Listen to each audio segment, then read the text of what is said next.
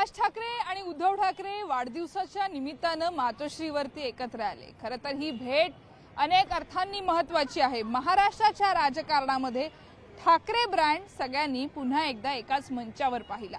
निमित्त होतं वाढदिवसाचं, परंतु या दरम्यान बाळासाहेबांच्या खोलीमध्ये गेल्यानंतर या दोन्ही भावंडांमध्ये नेमकी चर्चा काय झाली, का इतक्या वर्षांनी राज ठाकरे आणि उद्धव ठाकरे यांची भेट झाल्यानंतर भावनिक झाले हे दोघेही, भावनिक क्षण हा काय होता याच बद्दलची माहिती जाणून घेऊयात आजच्या या विशेष व्हिडिओमध्ये। नमस्कार, मी सुस्मिता आणि आपण पाहत आहात न्यूज 18 लोकमतचं एक वेब स्पेशल। खरं तर ज्या पद्धतीनं राज ठाकरे आणि उद्धव ठाकरे हे मराठीच्या मुद्द्यावरती एकत्र आले, अनेक वर्षांनंतर हे चित्र आपण महाराष्ट्रानं पाहिलं। महाराष्ट्रातील तमाम जनतेसाठी हा सुखद क्षण होता। उद्धव ठाकरेंच्या वाढदिवसाला स्वतः बंधू घरी आल्यानं आनंद द्विगुणित झाला असं त्यांनी म्हटलेलं होतं। महाराष्ट्राच्या राजकारणासाठी सुद्धा हा क्षण अतिशय महत्त्वाचा। मराठीच्या मुद्द्यावरती एकत्र आलेले बंधू कौटुंबिक संवादासाठी थेट पोहोचले मातोश्रीवरती। मातोश्रीच्या अंगणातनं उद्धव ठाकरे यांनी स्वतः राज ठाकरेंना वर आपल्या घरात नेलं, जिथं बाळासाहेबांचं वास्तव होतं। हिंदू हृदय सम्राट बाळासाहेब ठाकरे ज्या खोलीमध्ये अनेकांशी संवाद साधायचे, विचार मंथन करायचे, या दोन्ही भावंडांना राजकीय डावपेच शिकवायचे, राजकीय भूमिका स्पष्ट करायचे, त्या खोलीमध्ये बाळासाहेबांच्या खोलीमध्ये उद्धव ठाकरे आणि राज ठाकरे एकत्र होते। या खोलीमध्ये असताना त्यांनी पाहिलं, जे व्हिडिओ आपल्या समोर आले ते व्हिडिओ आपणही पाहिले। बाळासाहेबांच्या त्या आसनासमोर राज ठाकरे नतमस्तक झाले। त्या खोलीमध्ये गेल्यानंतर बाळासाहेबांचा ज्या ज्या वापरातल्या गोष्टी होत्या त्या सगळ्या गोष्टी आजही तशाच होत्या। त्या त्यांचे वापरलेले कपडे असतील, त्यांच्या लेखणी असतील, त्यांचं व्यंग्यचित्र असेल, अशा सगळ्या गोष्टी संग्रही ठेवण्यात आलेली ही खोली। काही काळापर्यंत राज ठाकरे आणि उद्धव ठाकरे हे दोघेही त्या खोलीमध्ये थांबले, एकांतात त्यांनी गप्पा मारल्या आणि त्यानंतर त्यांनी पूर्वीचे शिवसैनिक, आत्ताचे कडवट मनसे सैनिक बाळा नांदगावकर यांना बोलवलं, संजय राऊत यांना उद्धव ठाकरे यांनी वर बोलवलं।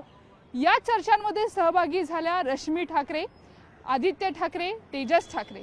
या चर्चांमध्ये विषय होता बाळासाहेबांच्या आठवणींचा। अराजकीय गप्पा या होत्या, कारण ही भेट कौटुंबिक होती। परंतु महाराष्ट्राच्या राजकारणामध्ये आजवर आपण जी राजकीय कुटुंब बघितले, जी घराणी बघितली आहेत, त्या अनेक घराण्यांमध्ये ठाकरे कुटुंब अतिशय महत्त्वाचं आहे। अगदी प्रबोधनकारांपासून सुरू झालेला प्रवास, संयुक्त महाराष्ट्राच्या लढ्यामध्ये असलेला ठाकरेंचा सहभाग, ते अगदी मराठीच्या मुद्द्यावरती एकत्र आलेले ठाकरे आणि उद्धव ठाकरेंनी संयमी भूमिका सांभाळत गेल्या काही वर्षांमध्ये व शिवसेनेमध्ये पडलेली फूट आपण बघितलेली होती। कोविड काळातली ठाकरेंची भूमिका, या अशा अनेक गोष्टी अनेक अर्थांनी आपण पाहिल्यात। याच शिवाजी पार्क मैदानामध्ये ज्या वेळेला उद्धव ठाकरे यांचा शपथविधी होता मुख्यमंत्री पदाचा, त्याही वेळेला शिवतीर्थमधनं स्वतः राज ठाकरे या मैदानात आले होते, त्या सोहळ्यात सहभागी झाले होते। अमित ठाकरे यांच्या लग्नाच्या पत्रिका देण्याच्या निमित्तानं सुद्धा राज ठाकरे हे मातोश्रीवरती गेले होते। त्या आधीचा विचार कराल तर लीलावतीमधनं उद्धव ठाकरे यांना बरं झाल्यानंतर घरी आणण्यासाठी स्वतः राज ठाकरे मनसे स्थापन केल्यानंतर सुद्धा गेलेले होते। ज्या अंगणामध्ये दोन्ही भावंडांनी बाळासाहेबांच्या आशीर्वादानं, बाळासाहेबांच्या विचारांनी राजकारणाचे धडे गिरवलेले होते, त्याच खोलीमध्ये गेल्यानंतर दोन्ही भावंड भावनिक झाली। अनेक आठवणी खरं तर या निमित्तानं समोर आलेल्या होत्या। अनेक राजकीय चर्चा या निमित्तानं जरी होत असल्या तरी सुद्धा या संपूर्ण भेटीकडे अराजकीय भेट म्हणून बघणं गरजेचं आहे। ते याकरता की मुंबईतील प्रश्न, महाराष्ट्रातील नागरिकांचे प्रश्न, या सगळ्यांवरती विचार करण्याची जी वैचारिक बैठक आहे, जे विचारांचं बाळकडू आहे, ते ठाकरे कुटुंबाला पहिल्या दिवसापासूनच मिळालेलं होतं। आणि म्हणूनच तब्बल 20 वर्षांनंतर मराठीच्या मुद्द्यावरती हे ठाकरे बंधू एकत्र आलेले होते। खरं तर कालच्या भेटीमध्ये ज्या स्टेजवरती बाळासाहेबांच्या खोलीतनं खाली आल्यानंतर ज्या स्टेजवरती उद्धव ठाकरे उपस्थित होते, त्या स्टेजवरती हे दोन्ही भावंड परत आली। त्यांनी खोलीमध्ये सुद्धा काही फोटो काढलेले होते, ते फोटो आपण बघितलेले आहेत, ते व्हिडिओज आपण बघितलेले आहेत।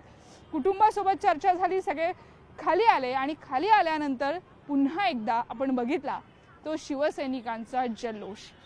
हास्य दोन्ही भावांच्या चेहऱ्यावर होतं, जे यापूर्वी अनेकदा बैठकांमधनं समोर आलेलं चित्र होतं। ते म्हणजे मनसे आणि शिवसेनेनं एकत्र यावं यासाठीच्या चर्चा आपल्याला पाहायला मिळत होत्या। मैदानातील कार्यकर्ते एकत्र आलेले होते, आता वेळ होती ती नेत्यांनी एकत्र येण्याची आणि तो क्षण कायमच सगळ्यांच्या लक्षात राहणारा होता। खरं तर या एक्सप्लेनरमध्ये आपण बघितलं तर एक गोष्ट तुम्हाला वारंवार जाणवत असेल, ती म्हणजे हे ठाकरे बंधू एकत्र आलेत। या एकत्र येण्यामध्ये पारिवारिक चर्चा असल्याचं सुद्धा वारंवार अधोरेखित होतंय। कुठेही राजकीय समीकरणांची जी उकल आहे ती अजूनही झालेली नाहीये, कारण घोडा मैदान जवळ आलेलं आहे। मुंबई महानगरपालिका असेल किंवा स्थानिक स्वराज्य संस्थांच्या निवडणुका असतील, यामध्ये मराठी टक्का, हिंदुत्ववादी विचार याबाबत सुद्धा अनेक अर्थांनी ठाकरे बंधू हे आक्रमक असल्याचं आपल्याला पाहायला मिळतंय। या बाबतीमध्ये खरं नुकसान कोणाचं होणार आहे? राज ठाकरे आणि उद्धव ठाकरे एकत्र आल्यानं आता नुकसान कोणाचं होणार ह्या चर्चेला सुद्धा उधाण आलेलं आहे। यामध्ये शिंदेंकडे अस्वस्थता असल्याचं सुद्धा पाहायला मिळते। शिंदे गटातील अनेक नेते अस्वस्थ झाल्याचं सुद्धा म्हटलं जात आहे। गेल्या 40 दिवसांचा विचार केला तर शिंदेंच्या शिवसेनेमध्ये पदाधिकारी, माजी नगरसेवक, मुंबईतील विशेष करून यांचा पक्षप्रवेश झालेला नाही। गेल्या काही दिवसांमध्ये उबाठा अर्थात उद्धव बाळासाहेब ठाकरे पक्षाला लागलेली गळती गेल्या 40 दिवसांमध्ये थांबली आणि निमित्त ठरलं एक मराठीचा जो मंच, ज्या मराठीच्या वरळीतील सभेमध्ये मराठीचा मुद्द्यावरती सक्तीच्या हिंदी सक्तीच्या विरोधात हे सगळे भावंड एकत्र आलेलं होतं, हे कुटुंब एकत्र आलेलं होतं, संपूर्ण महाराष्ट्र एकत्र आलेला होता। त्याचा फायदा थेट उद्धव ठाकरे यांना अधिक होईल असं म्हणावं लागेल, कारण गेल्या 40 दिवसांमध्ये शिंदेंच्या शिवसेनेमध्ये येणारं इन्कमिंग आता कमी झालेलं आहे। येत्या काही दिवसांमध्ये पुन्हा एकदा शिवसेना पक्ष नेमका कोणाचा, मूळ शिवसेना कोणती याबाबत कोर्टामध्ये सुनावणी सुरू होईल।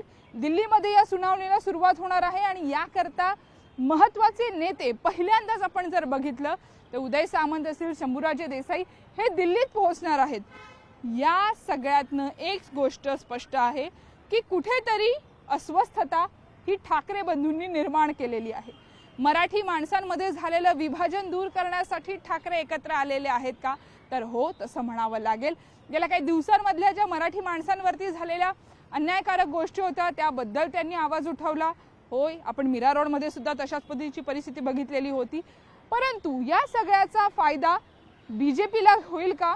तर तसंही म्हणता येणार नाही, कारण मराठी मतं त्याचबरोबर हिंदुत्ववादी मतं स्थानिक स्वराज्य संस्थांच्या निवडणुकांसाठी सुद्धा महत्त्वाची आहेत। ही मतं कोणाच्या पारड्यात पडतात हे येणारा काळ सांगेल, परंतु मुंबई सारख्या शहरामध्ये मुंबई महानगरपालिकेचा विचार केला तर या महानगरपालिकेमधली गणितं ही वेगळी आहेत आणि ती गणितं समजून घेण्यासाठी शिंदेंना कंबर कसावी लागणार आहे, ठाकरेंना कंबर कसावी लागणार आहे, राज ठाकरेंना पुन्हा एकदा मैदानात उतरावं लागणार आहे। या चर्चांबाबत अजूनही स्पष्टता दोन्ही बाजूंनी देण्यात आलेली नाही। नेमके हे दोन्ही बंधू कौटुंबिकदृष्ट्या एकत्र आलेत की आणखीन काही विचार पुढे होतो हे बघणं महत्त्वाचं आहे। अगदी शेवटाकडे जात असताना या एक्सप्लेनरचा एक मुद्दा आणखीन अधोरेखित करावासा वाटतोय। ठाकरे बंधू कधीही एकत्र येणार नाही अशा चर्चा अनेकदा झाल्या आणि अनेकांच्या मनातली सुप्त इच्छा जी होती की या दोन्ही बंधूंनी एकत्र यावं, त्यातली ही सुप्त इच्छा काही अंशी पूर्ण जरी झालेली असली तरी आता लोकांच्या मनामध्ये दुसरीच गोष्ट पुन्हा एकदा समोर येते, ती म्हणजे पवार कुटुंबीय सुद्धा एकत्र येणार का? पडद्यामागून अनेक हालचाली या गेल्या काही दिवसांमध्ये होत्या, त्यामुळे राजकारणातील घराणेशाही संपवायला निघालेल्या भाजपला ठाकरे कुटुंब, पवार कुटुंब आणि त्यानंतर शिंदेंच्या शिवसेनेला सोबत घेऊन चालणं किती कठीण होतं हे बघणं महत्त्वाचं आहे। दुसरा आणखीन एक महत्त्वाचा मुद्दा यामध्ये आहे की दोन्ही ठाकरे बंधू सस्पेन्स ठेवण्याच्या बाबतीत अतिशय काटेकोरपणे काम करतात। काल सुद्धा ज्यावेळेला राज ठाकरे इथून निघाले तोपर्यंत माध्यमांना किंवा इतर कोणालाही याबद्दल माहिती नव्हती। सहजच ट्विटरवरनं शुभेच्छा देणं शक्य होतं। अगदी राजकीय मतप्रवाह वेगळे असले तरी सुद्धा राजकीय नेते एकमेकांना सहज ट्विटरवरनं किंवा इतर अनेक माध्यमातनं शुभेच्छा या देत असतात। पण राज ठाकरेंनी पर्याय निवडला तो प्रत्यक्ष भेटीचा आणि हाच राज ठाकरेंचा जो वेगळेपणा आहे हाच महाराष्ट्राला भावला का हेही बघणं येत्या काळामध्ये महत्त्वाचं ठरणार आहे। ही भेट जरी अराजकीय आहे असं म्हटलं जात असलं तरी या भेटीतनं अनेक राजकीय गणितांची समीकरणं नव्यानं बांधली जाऊ शकतात। ताज्या बातम्यांच्या अपडेटसाठी पाहत रहा न्यूज 18 लोकमत। आपल्या सगळ्यांची रजा घेते मी सुस्मिता बदाणे आणि माझ्यासोबत होते व्हिडिओ जर्नलिस्ट सचिन कुबडे। धन्यवाद।